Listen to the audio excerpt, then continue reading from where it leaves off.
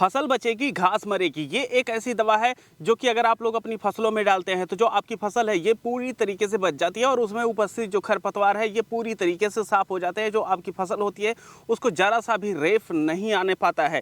तो ये दवा कौन सी है, इसका रिजल्ट कैसा है, ये सारी चीज़ें हम आप लोगों को इस वीडियो में बताने वाले हैं। साथ ही साथ यहाँ पर आप लोग देख सकते हैं हमारी जो धनिया की फसल लगी हुई है उसमें हम इसका स्प्रे करने जा रहे हैं और उसमें इसका कैसा रिजल्ट रहता है ये भी दिखाएंगे आप लोगों को। तो इस वजह से आप लोग वीडियो को लास्ट तक देखते रहिए।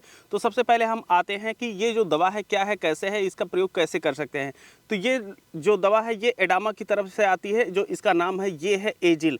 और ये जो एजिल दवा है इसमें प्रोपाक्विजाफोब 10% आप लोगों को मिलता है। ये 250 ml का पाउच हमारे पास है, डिब्बा है। और ये जो डिब्बा आता है आप लोगों को इस पे 710 रुपये लिखा हुआ है, लेकिन ये डिब्बा लगभग आप लोगों को 500 रुपये में मिल जाता है मार्केट में।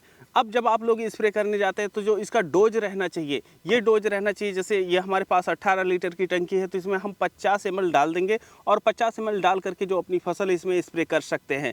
अब सबसे इम्पॉर्टेंट बात ये आती है कि हम किन किन फसलों में इसका उपयोग कर सकते हैं। तो देखिए, अगर आपकी जो फसल है यह चौड़े पत्ते की है तो आप उस फसल में प्रयोग कर सकते हैं पतले पत्ते के खरपतवार को मारने के लिए। लेकिन अगर आपकी जो फसल है ये पतले पत्ते की है तो आपकी जो फसल है ये भी प्रभावित हो जाएगी। तो इसको आप लोगों को बहुत ही ज़्यादा ध्यान देने की ज़रूरत है। अगर ध्यान नहीं देंगे तो जो आपकी फसल है ये पूरी तरीके से चौपट हो जाएगी। तो जैसे हम जो खेती किए हुए हैं ये है धनिया, जो मूली है, ये पालक है, ये सब चौड़े पत्ते की फसलें हैं और इन चौड़े पत्ते की फसलों में हम इसका प्रयोग करने जा रहे हैं। तो चलिए हम इसको दवा को बनाते हैं और अपनी जो फसल है इसमें प्रयोग करते हैं और इसका जो रिजल्ट रहता है ये भी आप लोगों को हम दिखाते हैं। अभी यहाँ पर दवा डाले हुए 10 दिन हो गया है। जब हम दवा डाले हुए थे तो था 12 नवंबर और आज जब हम इसका रिजल्ट शूट कर रहे हैं तो है 21 नवंबर। और यहाँ पर पहले हम आपको खेत दिखा देते हैं जिस खेत में हम दवा नहीं डाले थे। यहाँ पर आप लोग देख सकते हैं कि ये जो खेत है इसमें दवा नहीं पड़ी हुई थी, इसमें भी धनिया प्लस सोआ दोनों लगा हुआ है। यहाँ पर जो खरपतवार है ये इतनी ऊंची हो गई है, आप लोग देखिए, अच्छी तरीके से देख लीजिए। यहाँ पर जो खरपतवार है काफ़ी ज़्यादा हरा भरा है। अब इस खेत में हम दवा डाले हुए थे और इसमें हमारा जो धनिया का पौधा है ये भी है। तो आप लोग देख रहे हैं, आइए हम दिखाते हैं कि कहाँ पर कैसा असर यहाँ पर पड़ा हुआ है। तो आप लोग यहाँ पर देखेंगे कि जो हमारी धनिया है ये पूरी तरीके से एकदम हरी भरी है, लेकिन वहीं पर जो पतली पत्ती के हमारे खरपतवार थे यह सूखना शुरू कर दिए हैं। अब हमारी जो धनिया है ये धीरे धीरे विकास करके बड़ी हो जाएगी और ये जो खरपतवार हैं ये इसी तरीके से बैठ जाएंगे। तो एक हिसाब से बोले तो 10 दिन में जो दवा का रिजल्ट आया हुआ है ये काफ़ी बेहतर रिजल्ट है।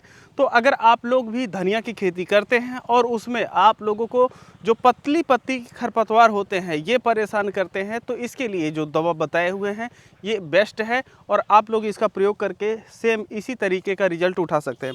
अच्छा, एक बात हम और अभी आप लोगों को बताए थे कि ये जो दवा है सिर्फ पतली पत्ती के खरपतवार पे असर करती है। तो आप लोग यहाँ पर देखिए कि ये जो पतली पत्ती के खरपतवार है ये तो बैठ गए, लेकिन वहीं पर जो हमारी चौड़ी पत्ती के खरपतवार हैं और यहाँ पर देखिए ये सरसों भी थी तो सरसों को कोई असर नहीं हुआ है और वहीं पर जो चौड़ी पत्ती के खरपतवार थे इन पे भी असर नहीं हुआ है। तो सामान्यतः ठंडी के मौसम में जो सब्जियों की खेती होती है उसमें पतले पत्ते के जो खरपतवार होते हैं ज़्यादा होते हैं और जो चौड़े पत्ते के खरपतवार होते हैं वो काफ़ी ज़्यादा कम होते हैं, उनको आप लोग हाथ से भी निकाल सकते हैं।